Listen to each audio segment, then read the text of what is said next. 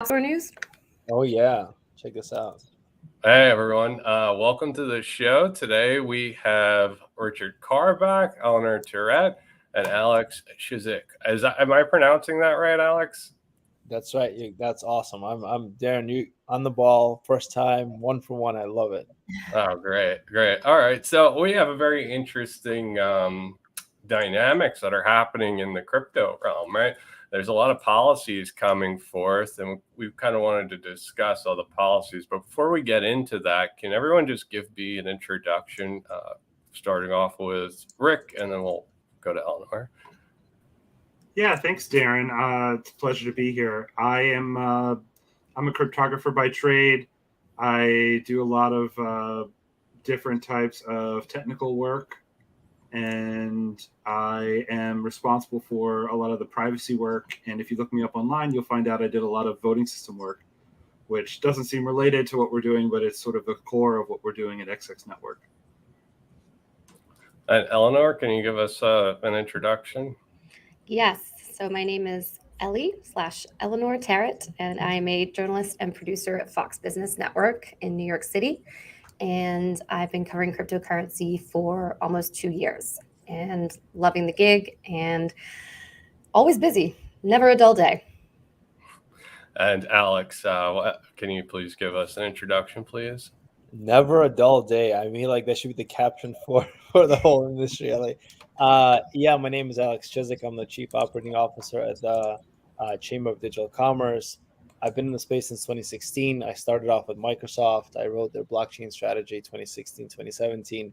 Took a 4-year hiatus. I ran a company. I went public. I went back into the space. I was head of listings at OKCoin, OKX for a few years. And then, I decided to come over to the chamber. Policy is important. Our whole space is getting, it's kind of the hot moment right now in the space in terms of policy and regulation. And I think that it's important to lend a helping hand. And this means a lot to me personally and a lot to a lot of folks out there. So hopefully we can affect it for the good. So happy to be here. Thanks, Darren.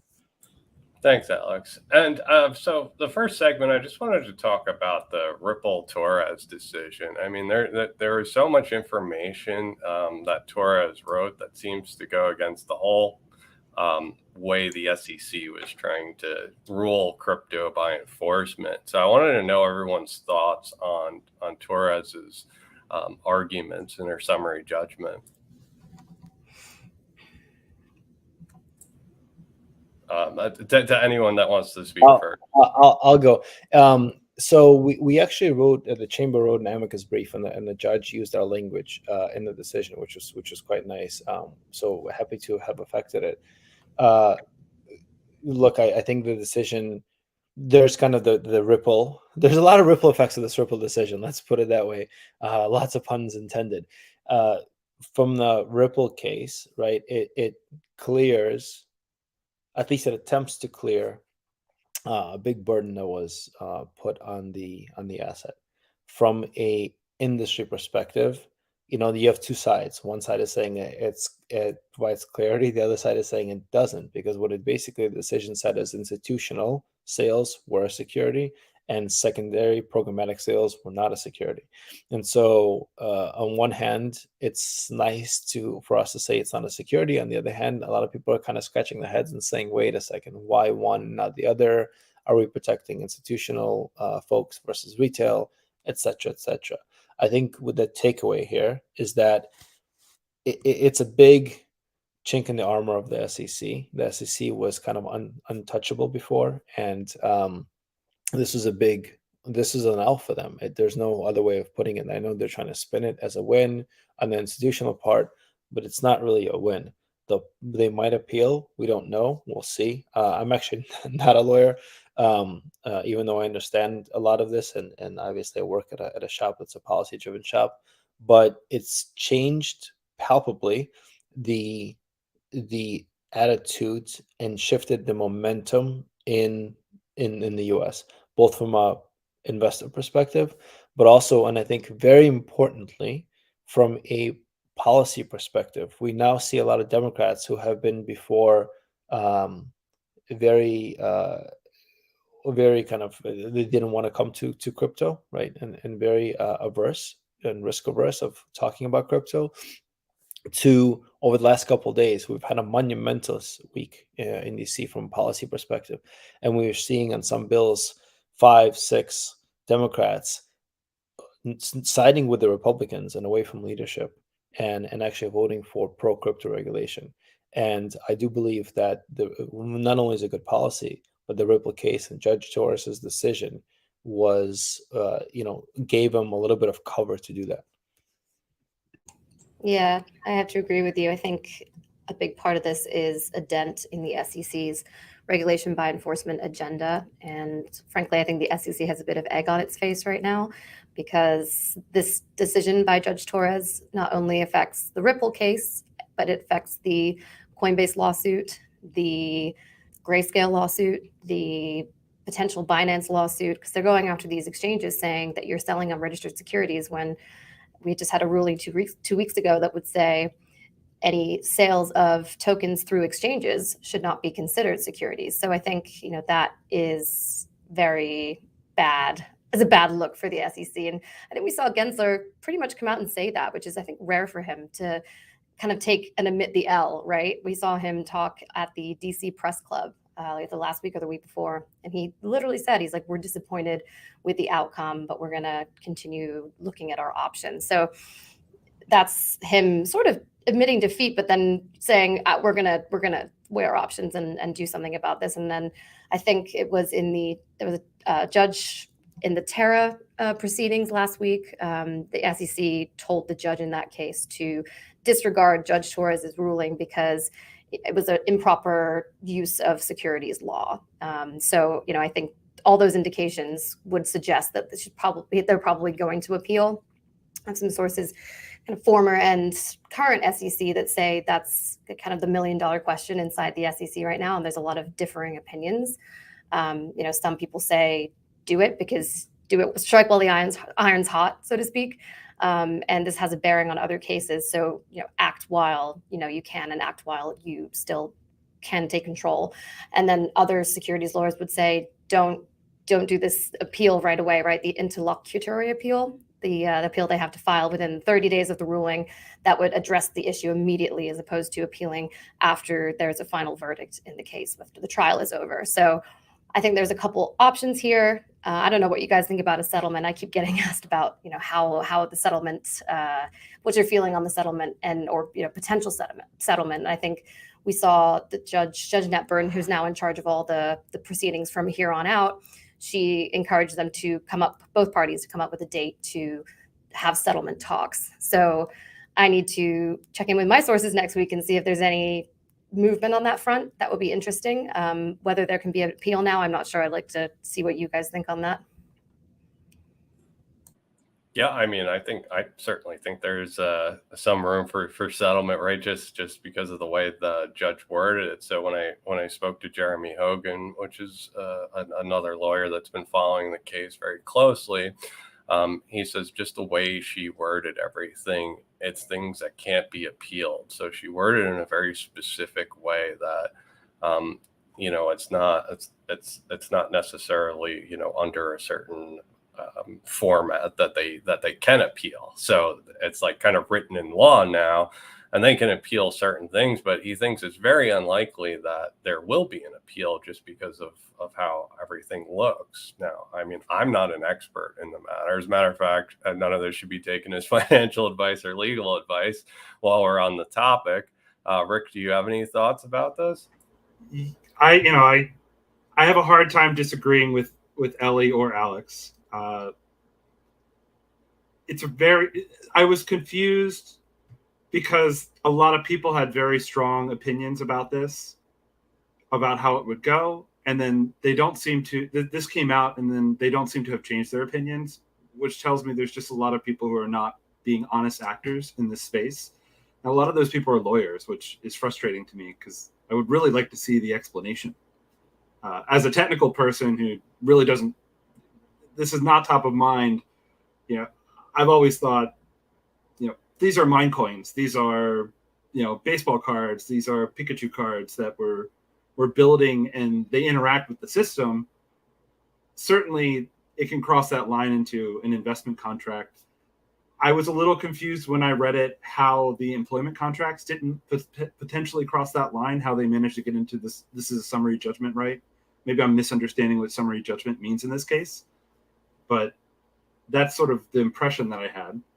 In terms of how it affects things, it feels like it moves things back maybe 4 or 5 years to when we were talking about these things in a way that I feel is a little bit more sane, in terms of it makes sense to your standard person on this is a thing that you can buy that you can then transfer to other people. Yeah, that's kind of where I'm coming from on it. Were you guys surprised at the ruling at all? I keep getting asked if I was surprised, but I feel like it was a pleasant surprise about the retail aspect of it. And I think it was a bit of a surprise as well about the institutional, but it wasn't a bad outcome by any means. I mean, I think, obviously SEC got something, Ripple got something, and that's kind of how John Deaton said it would go, right? She'd split the baby and have part of it go to a jury trial, and then maybe have some clarity on those secondary sales through exchanges. And I wasn't entirely surprised. I don't know. What do you guys think? Yeah, look, I think from our standpoint, not fully surprised. Again, so we wrote an amicus brief, and one of the things that we cited in the amicus brief, which is, for those who don't know, essentially it's when the judge allows third parties to advocate more or less for one side or the other that are not party to the case.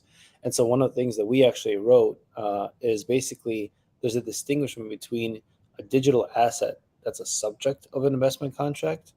It's different. It could be a commodity because it does not embody the investment contract itself. And so they actually use that language. The Judge Shores used that language. And so for us, it wasn't a surprise because this is what we've been advocating all along.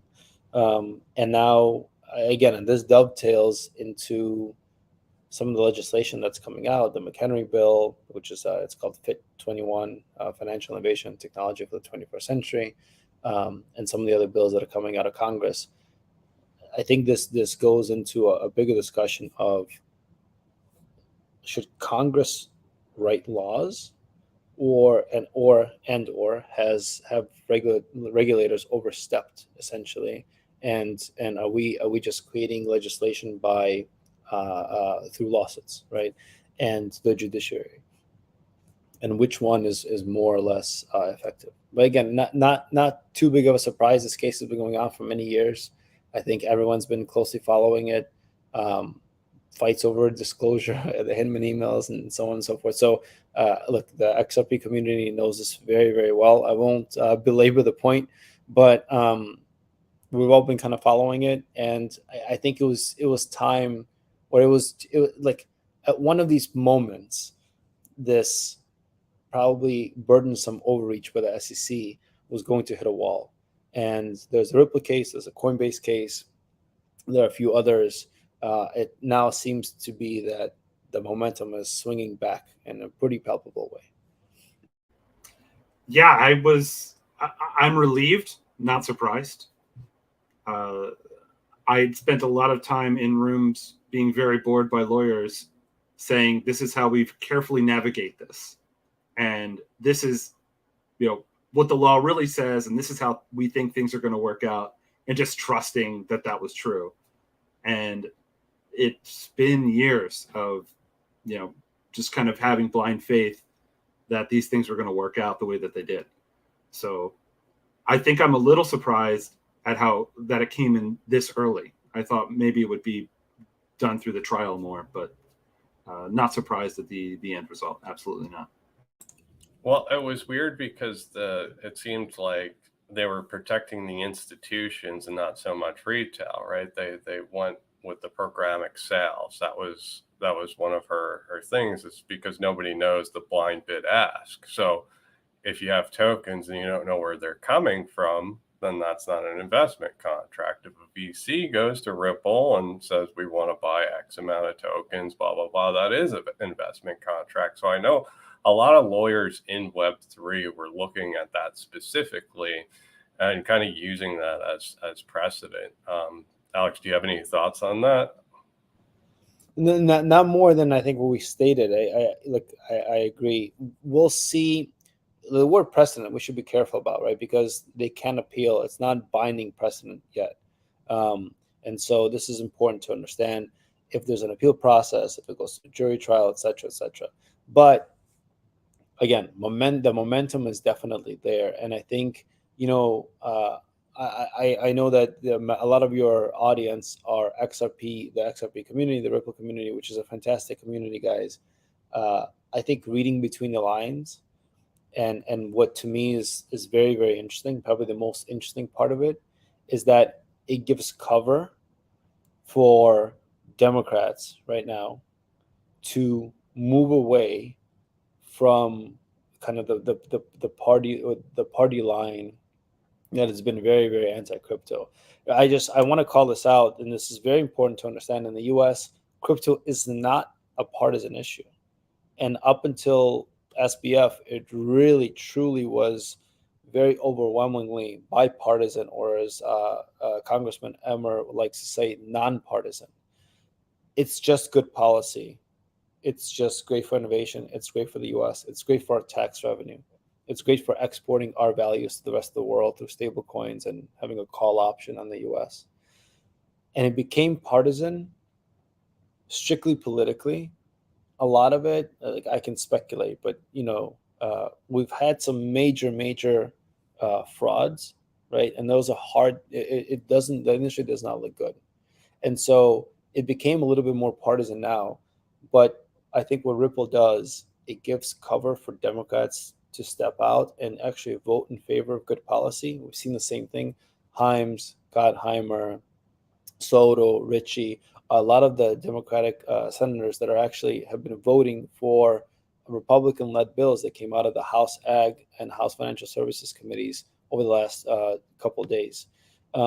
These are major landmark bills, and I think had it not been for the Ripple case, it might have been a lot harder for those Democrats to go out and vote against what kind of the party agenda is. Do you see a shift now, Alex, in the attitudes of the Dems kind of across the board, or is it going to be that slow sort of coming around to this side of thinking? There's 5 or 6 of them, but what do you think about the Senate, and where do these bills go from here? The Senate is going to be tough. The Senate is going to be very tough. So look, it's a very nuanced question. I do see a shift there. So the way it works, right, is there's a House and the Senate. Each one has committees and so on. Committees have subcommittees, et cetera, et cetera. The House is run by the majority, Republicans. A lot of Republicans are for the crypto laws, but not all of them. There are some Republicans that are anti. Same thing with Democrats. Some are anti, some are pro. Again, it truly at its core, and once some of the fraud, the luster of the major frauds that we've had happen dies down, we'll see it becomes nonpartisan again. Within the committees, we're seeing Democrats starting to vote for good policy. Bless you. At their own, and it's hard. Look, it's hard to buck leadership, right? You have Waters coming out and saying kind of no on the stablecoin bills, and some Democrats voting yes. Outside of the committees, then there's the whole other rest of the House. And in the rest of the House, on both sides of the aisle, a lot more education. We're in the halls of Congress almost every other day, if not daily. We visit the congressional staff and members of Congress all the time. We just need to educate them that this is not used for illicit activity, and it's not going to burn the planet. And in fact, and it can actually increase, minority access, improve our unbanked situation, even here in the U.S. It can help with green energy, Bitcoin mining specifically, right? It can help with payments and global payments. It creates the new rails of the internet, and it drives forward innovation. The more we educate, the more a lot of the members of Congress are fairly are very wise. Let's put it that way. In their years, okay, they've been on the planet for many years. And so, look, this is a hard technology to understand. If you're an 84-year-old, how do you understand this tech? It's very hard. So it's our job to educate them. It's our job to explain what this tech does. And even when you explain it, the first time you guys learn about Bitcoin or crypto, unless you're a cryptographer that's deep in it, it's very hard to kind of grok. And so we need to explain it in those terms. So do I see a shift? Yes. Is it moving? Yes. Do we have a lot more work to do? Absolutely. It might cry and pitch, and Darren has heard me say this before, and so I apologize for saying it again. But if not now, then when? And if not us, and if not each person, then who? Right? It's easy to pass the buck and say, well, someone. I couldn't agree with that more. I mean, just a few months ago, there was the anti-crypto army, remember? And that was all the rage on Twitter. I guess it's X now, right? And that's kind of disappeared. And as a technologist who's really been trying to innovate in the space, the impression has been, these finance bros are out there just screwing it all up. And I don't understand to this day why certain individuals, and I won't call them out, but you can go watch CoffeeZilla for a list, right? Why are they not being prosecuted?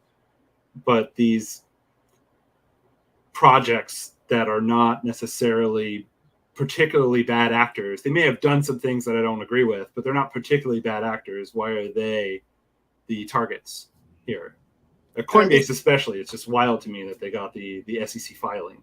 Please, Ellie, go ahead. I was going to say, at least they're trying to act in good faith. At least they're trying to start conversations and ask the right questions. There are people, like you said, who aren't being prosecuted, who clearly were bad at business, and not even just bad at business, purposely bad at business, and were intent on hurting customers. And then you've got the good actors who are being targeted because purely there's just no legislation that says you are doing the right thing or you're doing the wrong thing. It's all arbitrary, right? It's all the opinion of the SEC.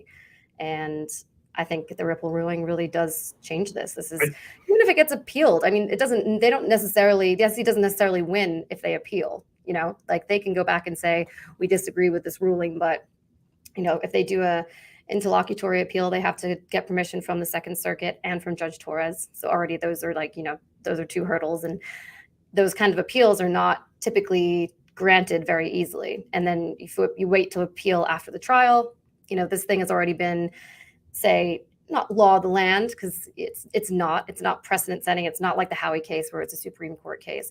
It's a ruling from a district court that can be used as examples in other cases, right? But the longer you wait, you drag it out for a year or 2 years, that's going to be used a lot. And you can bet Coinbase and everybody else is going to use that example to help them in their own cases. So, by the way, let me just jump in back to Ellie's point, and Richard, thanks for jumping in as well. This is hot off the press. I mean, this is as of, I don't know, maybe less than an hour ago. So, two representatives, Gus Bilirakis from Florida and Jan Schakowsky from Illinois, basically wrote a letter to seek answers from Apple about their App Store policies and blocking blockchain applications. So we have 5 bills in the House alone on crypto. We have this letter coming out. We have the Ripple case, all of which are, I don't know if we want to say defending, but even the folks that don't believe in crypto believe that we need to have rules of the road.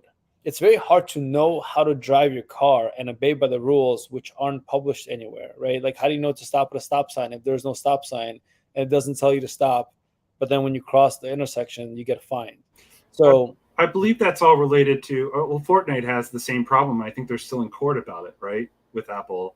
And I believe that's related to Damu and a couple other apps that were blocked because they enabled the Zap functionality where you can send small amounts of Bitcoin over Nostr. And it's, they obviously you can't pay the 30% fee and purchase your Bitcoin in the Damu app because they're not even part of the purchase system that Apple requires people to use. So it's as a technical matter, it's blocking an entire class of systems and technologies because they completely obviate the need for a payments platform, support in the from Apple. I was told that Apple needs to know the encryption, so you can't have encryption that they don't know, right? So that was somebody that was arguing with this that I introduced you to, Rick. He was arguing the point that anything you put in the Apple Store, they need to know the back end encryption, or else they won't allow it to happen, right? I think they're maybe getting confused with PCI compliance or something like that. It's not that, it's that they want their 30%, right? If you're making purchases in the app or you're sending money in the app, Apple gets their 30%. That's what happens. Okay. Thank you for clearing that up. They've made some deals where it's like 5% for certain apps, but like that's a deal that you make as the app developer with Apple. That's not, in general, I think the base is 30. I mean, another concern that I have is also the Binance lawsuit compared to like Coinbase, right? This is trying to figure out if it's a solid, liquid, or gas, while Binance is trying to say, is this outright fraud, right? And Binance is a major player in the crypto world. I mean, most of the liquidity in crypto somehow ties back to Binance. So that's a case that I'm particularly concerned about, because not only is the SEC involved, but the Department of Justice is involved. So, that's something I'm curious to hear anyone else's thoughts on the matter. Yeah, I feel like that could be the other shoe to drop. That's, I feel like people have been waiting for something to come out against Binance from the DOJ for quite a while now. And I don't know. I mean, I think that's going to really probably be the next bombshell if it does happen. I mean, I don't know if you guys have heard this. I heard this, I think, not from a source, but from someone that was pitching me something that the Binance US exchange will have to most likely exit the US as part of like any kind of not settlement, but I guess like agreement they come to, like if the DOJ brings a case against bigger Binance and CZ, then like they could redeem that by closing down Binance US. But I don't know if you guys have heard anything similar along those lines, but yeah, it's definitely concerning. I don't know. What do you think, Alex? I've actually heard, I'm sorry to interrupt, but I actually heard that Tether is also working with the Department of Justice. So like Circle will put up a fight if they have to freeze an account, but Tether is like their right-hand man when it comes to freezing accounts. So, if they're cooperative with the Department of Justice, that may be a good thing, right? Like maybe some of this stuff goes away because they are cooperating. Ellie's a great reporter. She's putting me in a hot seat, asking me very specific questions. That's what I do. Yeah, you do it well. You do it well. Hats off. Props where they're deserved. I cannot comment a lot on these lawsuits as they are ongoing, but I can just say that we're following them closely and analyzing them closely as well. Okay. Well, sorry. Go ahead. You're muted. Go ahead. Sorry. Can you comment on what you thought about the mysterious exits of the high-level executives? I actually don't know about this. What happened? So this was a few weeks ago. The chief strategy officer and the chief, one of the chief legal officer, or someone who was high up in legal, chief compliance officer. I'm sorry. It was compliance. Yeah, that's right. Yes, compliance. They left on the same day. Said they were announcing their exits together, but said it wasn't anything to do with anything at the company. It was just time for them to go. But do you think that timing was a bit weird? I think a lot of people thought it was maybe something bigger, something they knew something was coming, or yeah. Look, I know nothing non-public about this. I used to work for an exchange, and I'll just say sometimes these things do actually happen. It doesn't look good, for sure, but I've seen it happen where it's just a nothing burger, where people are just sometimes they're planned exits, at these levels, and so I just really Seems don't. like one of the posts, I think it was the chief compliance officer, said something along the lines of, "My wife wants me to contribute more around the house. I need to start doing laundry to be better and a better favor." And the chief Now, strategy officer, all of her family life, yeah, for a stay-home house. Like I really don't know. I don't have anyone kind of inside at Binance to say one way or the other. But again, I've been in the other side where it could actually be a planned exit and a planned secession, but it does not look good. There's like guilty in fact and guilty in appearance. I started my career as an auditor, which I hated, and it was very, very, to me. God bless auditors, but I didn't like. But we always look, when we looked at books, there was, was it right in fact, and is there something kind of funny in appearance? And you always want to make sure it's right in fact and appearance. In appearance, it doesn't look good, but it doesn't mean there's anything actually nefarious there. So, look, I don't know. I don't know if anything non-public. Yeah, I mean, certainly doesn't look good. And, the whole idea from a technical, from a TA perspective, if they're doing something similar to FTX and the FTT token, I mean, we're sitting on a very, very, like a string of support. And there's a lot of air underneath this. So from like a TA perspective, if this were to break support, there's a lot of room that can, suddenly drop quickly. So that's something that I'm concerned about. And the chart certainly doesn't look bullish. But on to the next topic. The Lummis bill that recently came out. It looks like they were approved by the House or the Senate, and then now the Senate or House has to approve it. One of the one of the members approved it. Now it has to go through the next one. They just reintroduced their old bill, Lummis-Gillibrand. They basically reintroduced an old bill from the Senate. It has to be voted on the Senate, and then it goes to the House. It gets voted on the House, and etc. But look, the Senate is a fairly hostile towards crypto atmosphere in the Senate right now, and so the Senate is always going to be the place where a lot of these things will get stuck. And an interesting point about their bill is that the Senate Finance Committee, I believe, is the one who will mark up the Lummis-Gillibrand bill, and neither Lummis nor Gillibrand are on the Senate Finance Committee. So automatically you have 2 fewer votes than you would have if they had been on that committee. Who is on that committee? Elizabeth Warren. Yes, that's what I was going to say. Sharon Brown, who's not the craziest about crypto either. So that's going to be a challenge, I think. And I think you'd agree with me, Alex. Absolutely. That's exactly what I was going to say. Trivia question. Who's on the Senate Finance Committee?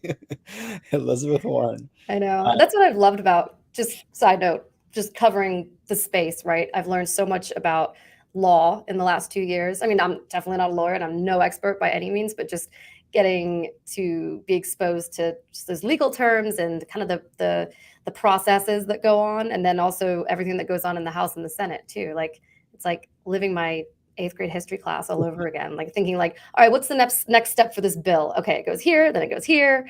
And then, so it's been, you cover a myriad of things when you cover crypto and finance, but it's definitely very eye-opening for me. But also the theater that comes with it, right? Like, she launched a campaign, like there was a social media manager that created some type of video, and there's like all this stuff that she did for the anti-crypto movement and was trying to like really push it.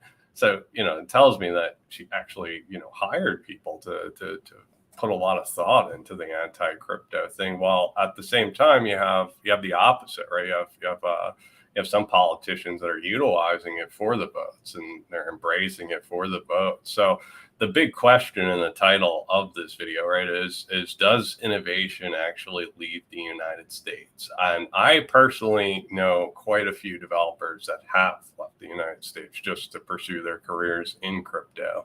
So it's not, I take it, pretty seriously. What we saw with Silicon Valley in the 90s, right? And we saw this huge influx of economic activity. The brightest and the best came to Silicon Valley, and we had a lot of talent that came to the U.S. Now the opposite seems to be happening. So it's definitely a concern of mine. What is everyone else's thoughts about that? I can definitely speak to that. I would have left probably in 2018 or 2019 had I not had children in school in my local community. And I have seen, because I work with a lot of cryptographers and a lot of researchers in this space, the number of foreign students is increasing and the foreign students aren't staying. So you're seeing this sort of strange kind of brain drain happening in the crypto space, which as a country, as a, America first patriot type of perspective, that should scare you, right? Like, we are historically, the United States has been leaders in the cryptographic space. And you're seeing this movement happening where a lot of the students are from Europe or Asia, and they're going back to Europe or Asia, that should give people pause. Would you attribute the sort of fire lit, so to speak, in Congress to get some kind of legislation done? Do you think they see the importance? Do you think they see what you're seeing and they see the importance of catching up and actually establishing ourselves as a country in this space? I don't know. It just seems to happen. It happened very quickly, because I feel like a year ago, Congress wasn't really thinking about crypto. We had one or two people, members who were interested and said, this is something we need to tackle. Remember Senator Toomey, he was very pro crypto and said that, he wanted to, be part of some legislation. He retired in January, but, I feel like it's just, we had this discussion draft in June. It was marked up this week. And then we're looking at a potential vote in, the coming weeks. I think I read the fall today, potentially the fall. So, that's this year. I mean, does it, obviously, it probably wouldn't pass this year because then it would have to go to the Senate and then to Biden. And then we've got the 2024 election coming up. But I just feel like there's so much legislation at one time and it just kind of came all at once. And I wonder if that's as a result of them seeing, this is a problem. It's not clear that it's not them just looking to look like they're doing something, right? I don't feel that it's very serious. I live in Elizabeth Warren's district. I have tried to approach her people directly. It's very difficult to get through. And shout out to the people at the Boston Blockchain Association and the Boston DAO, who have also been trying to meet with her people to explain sort of the impact of what's happening there. They're not really making, I would say, to the extent that I know about it, progress is not being made and it's not really being taken seriously. I don't think her bills are serious. I don't think they're going to pass either. So I'm not too worried about it, but it just doesn't seem like there's any kind of seriousness. It's hard to put myself in a student's shoes, but I think they don't see a future where they're going to stay in the United States, right? So they're either planning to move to go off to Zurich or Cayman Islands or somewhere like that and take the job there, or they are picking another field, right? Let me give a positive spin on this. By the way, if you want to, shameless plug, if you want to approach Elizabeth Warren, come join the chamber. I will take you up on that. Yeah, no, absolutely. Listen, we talk to our office as hostile as they are. We do believe that it's important to have these lines of communication open. We talk to our staff all the time. We do too. It's not that we don't talk. It's that it's they don't listen. Brick wall. Look, the dirty little secret in politics is that oftentimes it's not the member, it's the staff that you got to get across. Right, the staff is actually the key to the member of Congress. So that is why letters and calls they're critically important. I cannot stress this enough.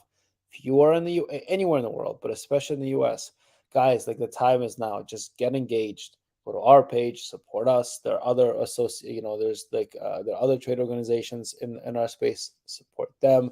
Call your congressman or woman. Just get involved. It's nice to hold your bags and then think that someone else will do the job for you. No one else will do the job for you. If not you, then who?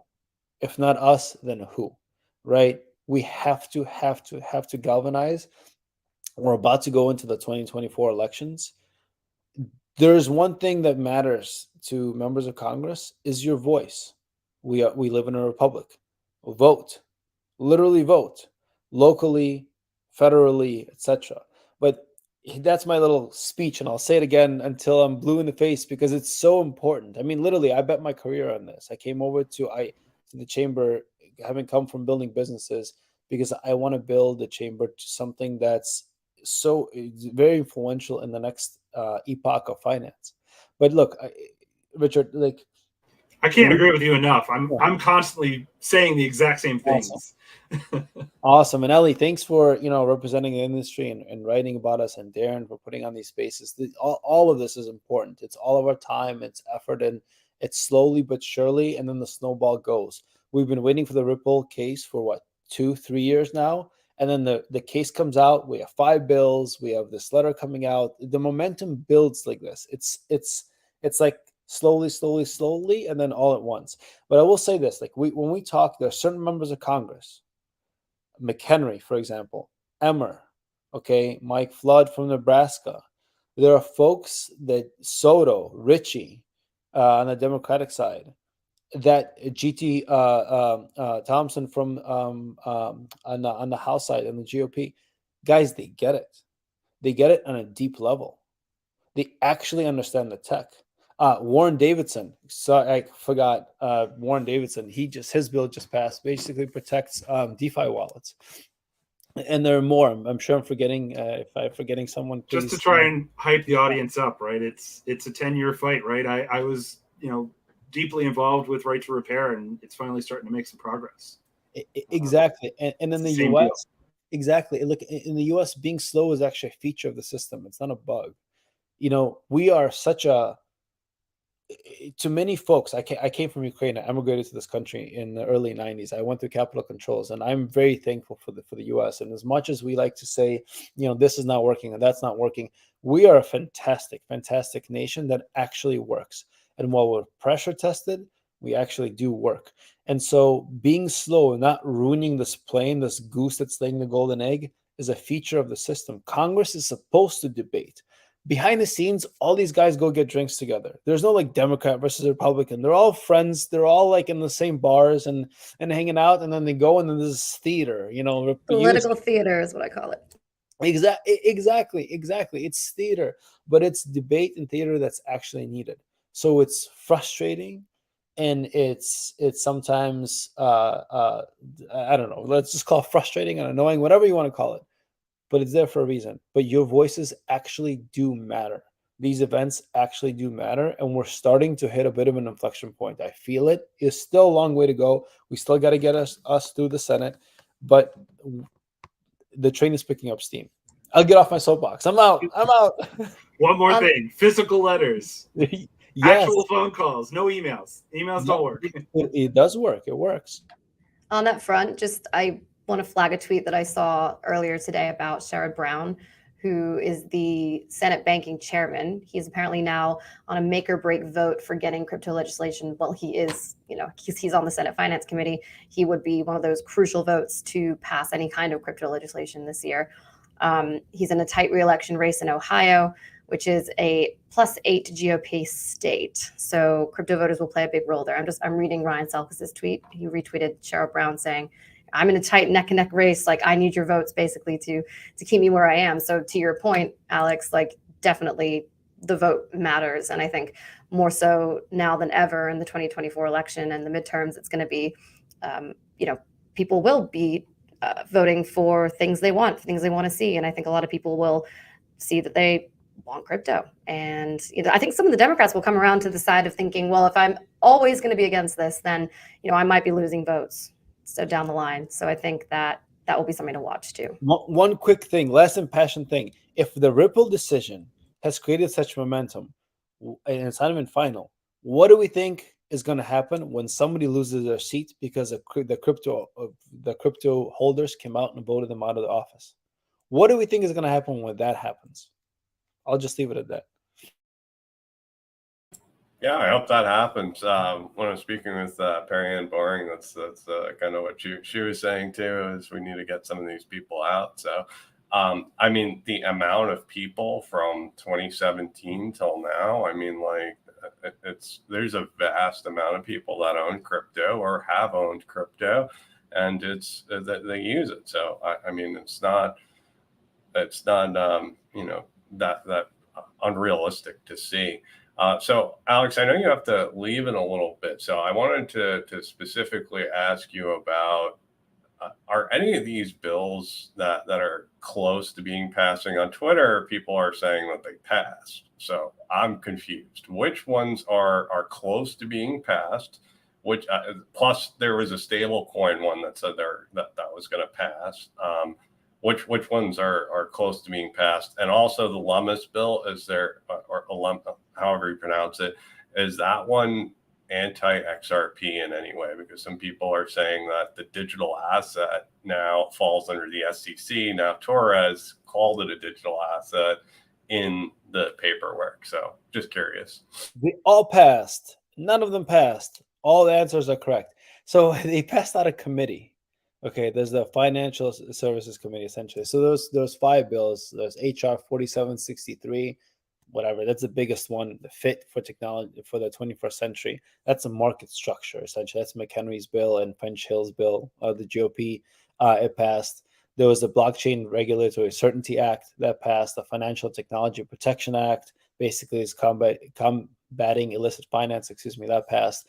Then stable coins have passed. So basically, these bills are coming out of committee. Then they go to the House floor. And that's on the House side. Then you have the Senate side. So they all passed and none of them passed at the same time. It's like the Schrodinger's cat of quantum physics. You don't know what's going to happen. Is it a 1 or a 0? Yes, I actually went there. Well, also the other thing is like there was another bill that they just tacked some crypto regulation onto it. I believe it was about mining previously, right? There was like the Inflation Reduction Act or something like that. One of those bills, they just tacked some crypto stuff into it, and it was like a big fight at one point just to try to not get it passed, and it ended up getting passed. I don't know exactly what you're there was an amendment to the NDA, I think, which is Lummis Gillibrand actually teamed up with Warren. But these are amendments. I don't know exactly which one you're talking about, but maybe offline if you can send it to me and I can take a look. I don't know, Ellie or Richard, do you guys know? I don't know the Bitcoin mining one, but I do know the defense one, and that was an amendment that was tacked on to a bill that has to pass. So, they vote on the amendment, and then if the bill passes, then the amendment passes with the bill. I think it's a common practice on the Hill. It's called isn't it like pork or something like that? When they you know what I'm talking about. Pork. Yeah, yes. I know what you're saying. That's what's spending. Yeah, but they tack on amendments. This is part of the process. I don't know about the mining. So far mining there was in Texas an anti-Bitcoin mining bill, which we, with the Texas Blockchain Association and Lee Brecher, he's a great advocate of the space down in Texas, have fought to defeat, and it was defeated. But I don't know at a federal level if there was, off the top of my head, if there was an anti-mining bill. Okay. Well, I see Greenpeace, which this is where the friction of the XRP community and the Bitcoin and community start happening. Greenpeace started to launch an anti-Bitcoin campaign about the energy use, and I believe Chris Larson was, somebody that was promoting the idea of changing proof of work into a different type of consensus mechanism. So that's stirred up quite a bit of controversy. My opinion is let the free markets decide. If proof of work is inefficient, let the markets decide. I wouldn't want some type of interference with that. I'd rather have the markets decide it, but that's not how it's working so far. You got intervention from other places. Does anyone else have any comments on that? Sure. Fundamentally, proof of work systems, if the economics work, you can potentially make it viable to make green energy projects profitable where they otherwise wouldn't be, right? So you're in a geothermal vent 100 miles from any kind of civilization, but you need some kind of minimum amount of usage on a daily basis to make this thing viable. Suddenly that project becomes viable, right? You're mining Bitcoin, you are fundamentally still using energy, right? So I think proof of work is fundamentally a wasteful protocol, but that doesn't mean it can't be useful in green energy projects. Right. The other hot topic is Prometheum being able to have special privileges, right? You saw Prometheum come out of nowhere. They were doing congressional meetings, and they pretty much cut the line. Gary Gensler, he said, we approved Prometheum. If you look into Prometheum, it's all backed by China. Now, I reached out to one of the guys at HashKey, and he said it's nothing, like geopolitical. We just truly believe in distributed ledger technology, and that's what we're investing in it. But it just seems odd to me that was the one project that they picked, and the biases upon biases upon biases. So if you look at William Hinman's background, I mean, he represented Ant Financial. He has ties to all these different projects that he represented. Ripple. So what happened was Ant Financial was going to buy MoneyGram, and the president stepped in and stopped it from happening as national defense. Ripple comes in, buys MoneyGram, and starts working with them, and then shortly after that, they get sued, and the partnership gets dissolved. So you got, I mean, like, I'm drawing lines here, and I'm kind of being a little speculative, but at the same time, it's hard not to draw a line, right? If is it some type of retaliation from what happened with Ripple and MoneyGram? Like, it's kind of odd for that. So nobody, if anyone has any thoughts to add on to that. Kind of a loaded question, sorry. I was just going to comment on the China angle of it, because obviously Prometheum has ties to China, and then we're seeing we're not really talking about it anymore. We're covering it more when I was working on the floor of the New York Stock Exchange about how some of these Chinese ADRs that are listed in the U.S. don't comply with SEC rules and regulations, and the SEC has been overlooking that. This is sources telling me this information. So, and there was once upon a time, I think Gary Gensler, towards the beginning of his term, was trying to make China comply with these, listing rules, or, they would be threatened with delisting on U.S. exchanges, right? So, losing liquidity for them.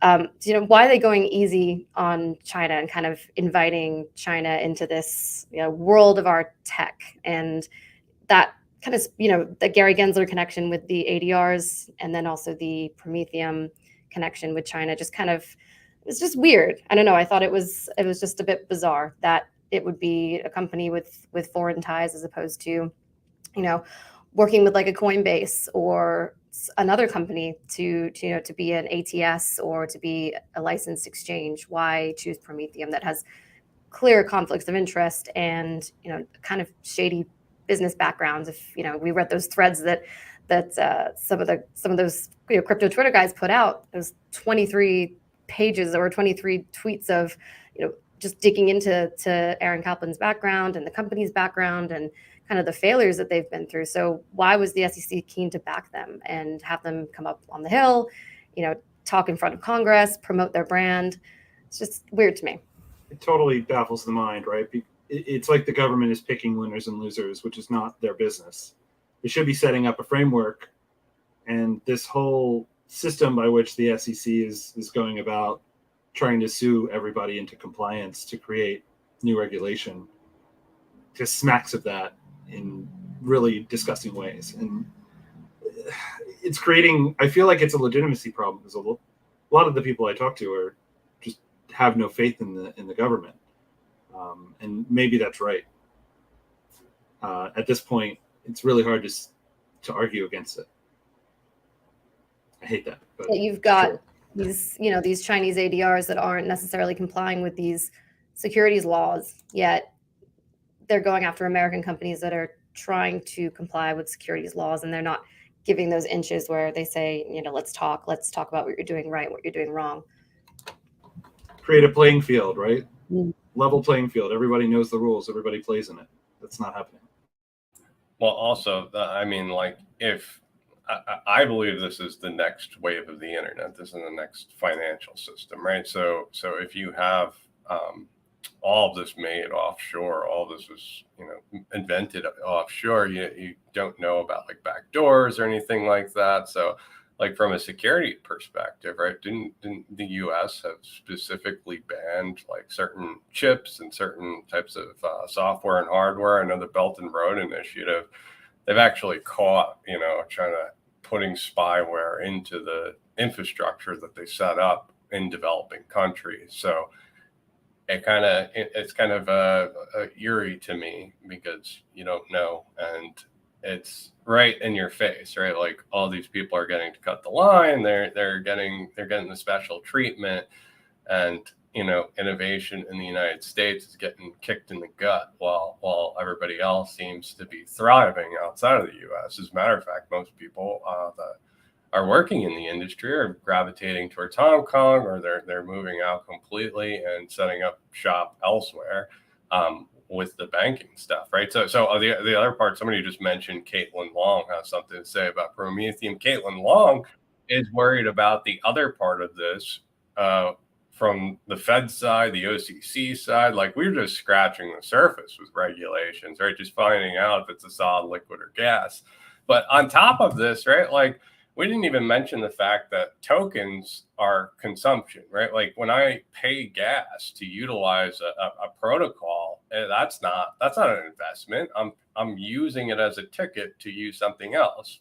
Great example is Render. If I want to render a movie and I buy render tokens to render the movie and I just buy them to render my movie, right? Like that doesn't fall into any investment type of thing, right? It's more of a consumption thing. And that's what the library case was supposed to argue. But I think they kind of failed in doing so. And credit to Steve Sprague that brought that to my attention. I won't answer that question, but I'll say goodbye, guys. I have to jump off. I think it's a great jumping off point for your next discussion. But thank you so much, Darren, Richard, and Ellie. Hopefully we can do this again. And I'm going to jump, but please continue. Obviously, you guys will. And this discussion has been really, really amazing. Thank you. Thank you, Alex. I appreciate your insight. And have a great weekend. It's been a pleasure. So Ellie and Rick, do you guys have time, or should we wrap it up? I can go a little longer. Maybe 5:15. Yeah, okay. I'm the same. I've got time. Great. So thoughts about what I just said about the Belt and Road Initiative, having backdoors built into software. This is the next gen financial system, and then everything's going offshore where it is open source, it is distributed, it is open, but just having that type of leverage. Are you concerned about that, Rick? The backdoor discussion and problem is sort of a tale as old as time. Even in the 80s and 90s, it was the Clipper chip, right? And before that, there was a whole thing about certain types of crypto couldn't be exported. That part of the debate, I think, is going to keep getting recycled in different forms, ad infinitum, forever. I really struggle with some of the regulations that might come down that would break very important cryptographic technologies, right? So I'll give you an example. A practical example is they had regulations in these law enforcement communication radios, right? And that had a backdoor, and that just recently got publicly broken. But I'm pretty certain that's been broken for 20 years. I could have sworn I read a paper or something like that that told me at one point that that there was a known vulnerability backdoor to that system. But that had to do with compliance on something unrelated. And you have a similar issue with crypto where an AML that says, oh, everything that interacts with this node needs to know who the sender and the receiver are. That if you apply that to certain crypto systems, the crypto systems I'm talking about are ones that are going to start, want to support election technology. It makes it impossible to have an election system if you force that property onto the system. And certainly AML is important. By all means, when you're doing big transactions, the sender and the receiver need to know who each other are. I don't think the intermediaries necessarily need to. And I don't understand what the impetus is to have that level of surveillance. Well, great. Sorry, go ahead, Ellen. No, it's okay. I was going to say, kind of on that surveillance topic, be interesting to see how the U.S. responds to the WorldCoin rollout. I mean, obviously the technology is available, but the coins were not available in the U.S. because they said the regulatory atmosphere was not friendly enough to offer it here yet. But also they didn't disclose their was it their offering? I believe they couldn't talk about their offering either because of the regulatory rules here. So I feel like, you know, from a surveillance standpoint, it's a bit sketchy. I don't know if I trust. Everyone's like, are you gonna get your eye scanned? And I'm like, oh, I don't think so. It's too. No. I don't trust that technology right now. Like maybe. Please no. Please don't. No, please no. 10 years down the line, maybe if there's a need, if it's more developed, maybe maybe not. It can't work. It can't work. Their circulating supply is like 1%. It's already the case that you can go buy identities of people who've gotten their eyes scanned. And right, on the black market, right? I mean, it's not even the black market. It's just, go online and type, how do I buy a WorldCoin ID, right? Like, it's just going to find it for you. I read something today. It was like, you can buy one for like $30 on the black market, and then you can like stock up on them. And just the amount of negative aspects I've heard come out of this problems, thing. Right? You're going to get me going off on a tangent, but I'll give myself, a minute and then I'll stop. You go to many countries, the banking regulations have requirements for this level of eye scan, right? This level of biometric collection already, right? So I think a lot of people look at it and say, I don't care. I'm in Mexico. My bank already has this information. I'll give it to these guys and get my free $20, right? But like these orbs, there's going to be someone who figures out how to break into them and how to use that information in the orb to create fake IDs. And it's trivial to go onto the real black market and buy 100,000 eye scans for people. And you're going to try and run this technology to run elections. Like, it blows my mind that they think it can work outside of, something that's slightly cheaper than a phone number, right? Like, it is identity verification. It might have some usage in society, but it's going to be very low level commerce style stuff to the extent that it could ever work. If you're in the US and you can afford a phone, don't get your eye scanned because it's not going to bother you. And if you do get your eye scanned and you don't sign the thing that gives them the data custody, which is they get plain text access to your eye, and where they supposedly delete it after the fact, it's inevitable that they're going to make you go back and get your eye scanned again. And they're going to make it very inconvenient for you to use their platform once they have a foothold. And then it's going to be a choice of, do I suffer this inconvenience or do I just let them have my data? And I guarantee you most people are going to choose, I will just let them have my data. So it's just, there's so many problems with it. I've debated writing it up. You should. I mean, I think there's a lot of opposing articles on it now, like opinion pieces that I've seen. I think Blockworks did like an opinion piece that was really, in depth about it. And, and I think they might have touched on some of these issues for sure. Yeah. It's really interesting. And then you've got the whole anti-surveillance, how that kind of runs on party lines, right? You've got, the conservatives who typically are, no government at all. I mean, look at this argument for CBDCs, right? It kind of goes that same sort of theme is there for that as well. And I think, those are coming probably. So this whole surveillance anti-government argument is going to be a big one for the future. Somebody saw Minority Report and thought the tech was a great idea, right? Like, it's crazy. Well, that's also it. I mean, I feel like I've said this like a million times, I feel like in the last week, but like Sam Altman kind of gives me Elon Musk vibes in a way that he's just sort of on like the cutting edge of technology, right? Like he's a little bit controversial. So is Elon Musk. I mean, obviously Elon Musk is who he is. And people say don't bet against him because look at all the success he's had. He's a bit kooky. But, he typically tends to come up with products that work. And I think people might look at Sam Altman in the same way and think, oh, this is a good investment. And you kind of have these influential people, right, pushing this brand or, what of their product. And people think it's a good idea to throw money at it. And it might not necessarily be the safest thing to do. Well, I think his intentions are good, by the way. Like he really does. I think he really does believe in universal basic income making the world in general a better place. I just think that on this point he's a little misled and he's got too many yes men around him.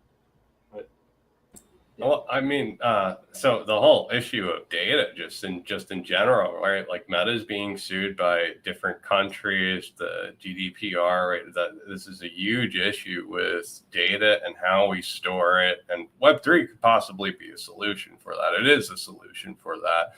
Depends on if it's being implemented or not. I mean, Elon Musk is now trying to compete with WeChat and Alipay and make X, right? That's his grand vision, is to have a WeChat Alipay. And I've talked to people that live in China and that they do everything through Alipay. They get their Uber, their groceries, everything is built right into WeChat. It's like you order everything from it and it's all set up for them. So like Elon Musk is kind of doing the same vision as China, except for it's big business instead of government, right? Like, it was big business in China too, but with the help of government. It's kind of the same story in the U.S., and that's his grand vision, is to have it like WeChat and Alipay. So I don't know, I can find that interesting. I can imagine what X will look like. I keep wanting to say Twitter, I guess X now, what that's going to look like once there's so much stuff integrated into it. I'm so used to the way, and I'm sure you guys would agree, the way that Twitter is, the way that Twitter has been for so long. And then he's going to integrate crypto trading and stock trading. And he had that partnership with eToro. And I can imagine a lot more partnerships will probably roll into this as well with other companies, other tech companies. It's going to be interesting to watch. I've deep dived a lot of different projects, and either SpaceX or Tesla or Board, they're all there's connections to a lot of different projects in the crypto world. And as a matter of fact, if you talk about them in Telegram and you ask, the developers about it, they just instantly delete your post, and that's a very hush-hush topic.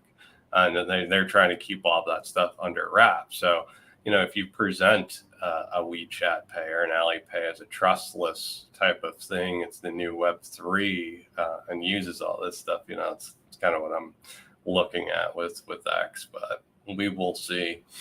Do you really want to be buying things and like having essentially a third party analyzing that and using that information against you? This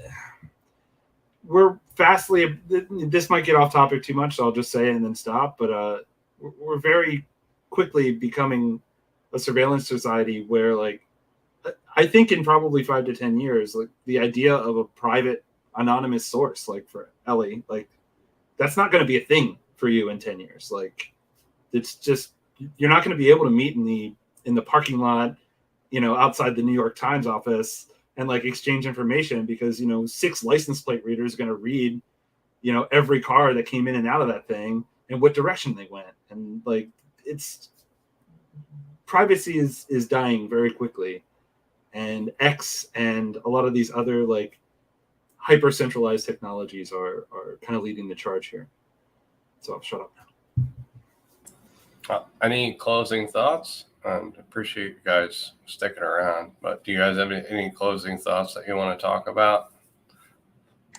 Trying to think what's coming up that we can discuss. I mean, we don't have a set date for that House vote yet, but obviously that's what everybody's going to be focusing on. Obviously, the Ripple appeal, I believe if they're going to appeal in this way, this quick way, this option, and they have to appeal, I think I've read that there's no deadline, but that the courtesy is like 30 days from the ruling. So that would be July 13th. So it would be like the end of August. So I guess keep an eye out for any SEC filings that might come up on Pacer. Yeah, I feel like you're always just waiting for something to happen in this business. Yeah, it's definitely interesting. I'm going to just share something for this last piece. This is Anthony Pompliano, and he says percentage of Congress over the age of 70. And you see, as it's leading up, the chart has gone completely parabolic. I mean, I don't want to sound like an ageist or anything, but at one point, some of these people have like just led careers in politics, have stayed in bureaucratic positions, and have taken that power and got drunk with it. And we're just like witnessing drunken power and it being executed. So I find this chart very relevant, even though it is a little ageist, but Yeah. it is. I feel like once you saw what happened to Mitch McConnell on live TV a couple of days ago, then you have to really agree that term limits probably should be a thing, and that major influential operators in our country are over the age of 80 can't necessarily be a great thing. It could be could be detrimental. So I don't know. Did you guys see what happened to Mitch McConnell? Yeah, it looked like he had a stroke. Yeah, I think it was. I don't know, but I'm not a doctor. But like even the president, though, like he's jumbling up thoughts while he's speaking. And I'm not being political. I mean, Trump stumbled, right? Like Hillary Clinton had a stroke, I think, right? Like it's in general a problem. Yeah, and I know there's something to be said for age and wisdom, and these people have had lots of experience in this field, but at the same time bringing fresh young, I mean, I think that's why people like DeSantis so much. Well, people who do like DeSantis, that's one of the reasons they like him, because he's younger, he's kind of he's embracive of tech and Bitcoin. I'm not sure he's like super up to speed on crypto, but he said he would ban CBDCs, and he endorses Bitcoin. So and I think a lot of these elderly members of Congress of the regulatory agencies don't necessarily understand the technology and don't really want to embrace it, right? And I think I retweeted Justin Slaughter's tweet about the ages of the 6 Democrats who voted for the market structure bill. The median average age was 46 years old. And then the average age of the rest of the House Financial Services Democrats is 61. So, I mean, you can say, like, I don't want to be ageist, but there is a trend here. And, I think there is something to be said for, older people not necessarily wanting to embrace technology. Just cognitive, functioning. If their brain isn't working, like they should really not be in a position of power. I like Alex was saying, it's all the people around them, right? That makes the decision. It's not necessarily them. However, I mean, like they're the ones that say something at the end of the day. So I don't know, a lot to be said, right? Well, I really appreciate the chat with you guys. It's been really enlightening. I appreciate you guys coming on and taking the time. I know it's everybody's busy, but it's great to have these discussions. I really learn a lot. The community really learns a lot. We're happy that you guys are able to make the time to talk to us about everything. Yeah, happy to join. It's been fun. Thank you for having me. Thanks, Allie. Thanks, Rick. Yeah, thank you for having me as well. I'll just end with I am hopeful that things will work out.